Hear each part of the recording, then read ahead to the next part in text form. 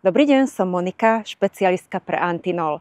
Ak má vaše zvieratko bolesti, je už staršie, ťažko sa hýbe, alebo je akurát po operácii a chceli by ste, aby sa začalo čo najrýchlejšie hrať a behať, tak mám pre vás riešenie, prírodný produkt Antinol. Jeho bioaktívne zložky v tele znižujú zápal. Pri akomkoľvek zápalovom procese v tele zabojuje.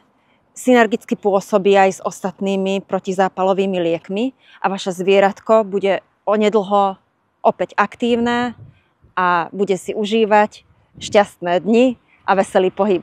Bioaktívny komplex Antinolu obsahuje lipidové zložky.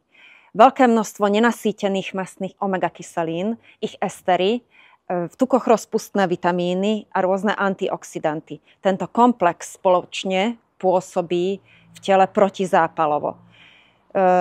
Rôzne štúdie, vyše 25-ročné štúdie dokázali, že má veľkú efektivitu a účinnosť na rôzne zápalové procesy, či už pohybového aparátu, nervového systému, močového systému alebo tráviacej sústavy. Ako Antinol dávkovať?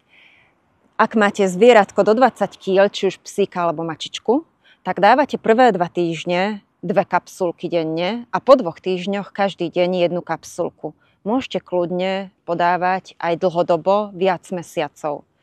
Ak je zvieratko, teda psík väčšinou nad 20 kg, tak dávate prvé 2 týždne až 4 kapsulky a potom znížite dávku na 2 kapsuly denne. Hneď po prvých dňoch zistíte už zmenu v srsti.